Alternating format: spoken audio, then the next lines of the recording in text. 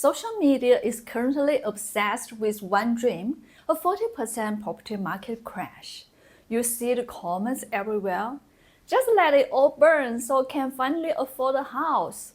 But the brutal truth is that for most of us here in Australia, that dream would actually be a financial nightmare. I've noticed even my friends who already own a home are starting to get caught up in this crash fantasy, thinking they can somehow benefit from a collapse. In today's video, I'm not just going to show you why waiting for a crash is a trap. I'm going to map out exactly which properties are headed for sell-off and which ones are about to become the new winner under the 2026 budget. I've even put together a complete Outperformer and Laggard chart so you can see exactly where your house or your next purchase stands right now. To understand why, let's look at a very typical middle-class family portfolio in Melbourne.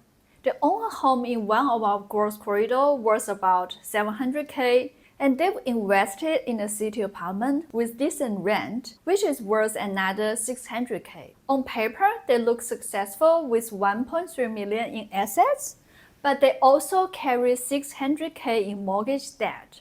Their real goal is to upgrade into a $1.8 million dream home in a blue chip suburb, but even with two properties, they're stuck. Now you might think that if the market drops 40%, that $1.8 million house becomes a steal at around $1 million, and they can finally make their move. But here's when the market jumps over a cliff. If that dream house drops 40%, their own properties also drop by 40%, meaning their $1.3 million portfolio is suddenly worth only $780. But the bank doesn't care about the crash. They still want their $600K back. So just like that, this family's upgrade dream is completely shattered. Even if they sell everything after paying off the bank and agent fees, they are left with barely $160K in cash. That is not nearly enough to cover a standard 20% deposit for the new $1 million home, let alone the stamp duty on top of it. And good luck trying to borrow the remaining $800K from the bank when lending standards are frozen solid in the recession. They aren't moving up, they're completely stuck. Everyone wants houses to be super cheap, but we have to look at the harsh reality of what Australia would look like in that scenario. Historically, from the US in 2008 to Japan in the 90s, a massive market slump has never made it easier for normal people to buy a home. It always comes with a deep recession, massive layoffs, and banks tighten their lending standards.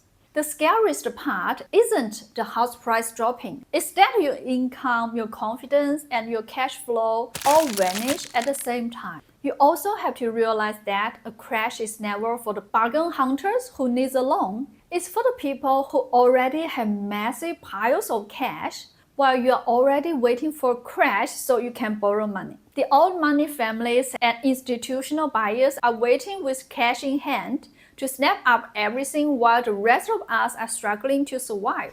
The government knows that a 40% crash would break the country's back, and that's why they will never let the market truly crash. They prefer to control housing prices in a boiling frog way, adjusting the heat just enough to change behavior without causing a total collapse. This is exactly what we are seeing with the federal budget that dropped last week. The major change to negative gearing and CGT are a very clear sign that government is trying to curb investment demand and redirect the capital towards building new homes instead of just trading old ones. You might think this means house prices will finally drop across the board, but the middle to long-term impact is much more complicated than that.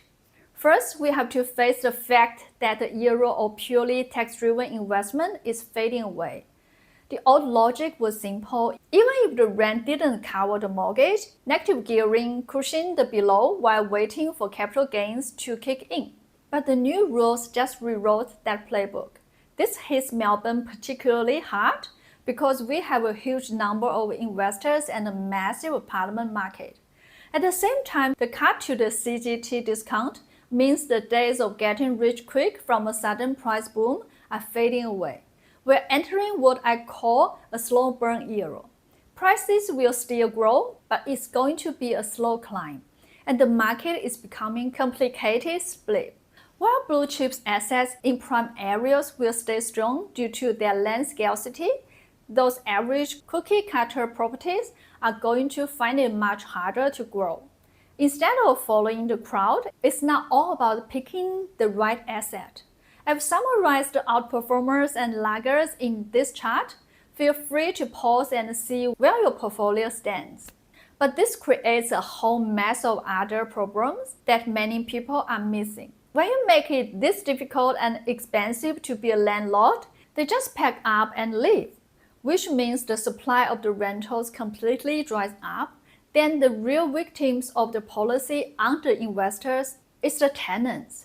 Our major capital cities are already feeling the squeeze from the return of international students and surging migration, with vacancy rates sitting at a record low.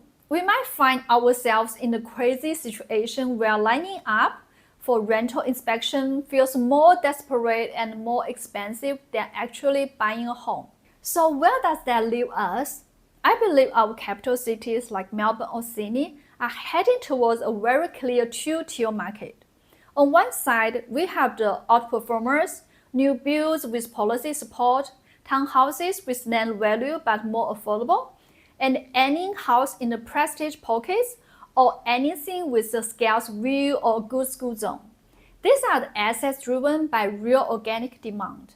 On the other side, we have the laggards, generic CBD units with no real scarcity and the properties that were purely policy dependent. Without those tax breaks to prompt them up, these assets are struggling to find their place in the new market. The 2026 federal budget isn't a crash button, it's a reset button. It's forcing us out of the era of passive investing and into a era of quality assets. The government has rewritten the rules. If you want to stay ahead, you have to stop waiting for a crash and start focusing on the real value of what you are actually buying. Just a quick heads up, everything we talked about today is just my personal take on the new budget and how I see things moving. It's definitely not official financial or investment advice, so please always chat with a qualified professional before making any big moves. Anyway, this is April, so if you find this video helpful, give it a thumbs up and hit that subscribe button. I'll see you in the next one.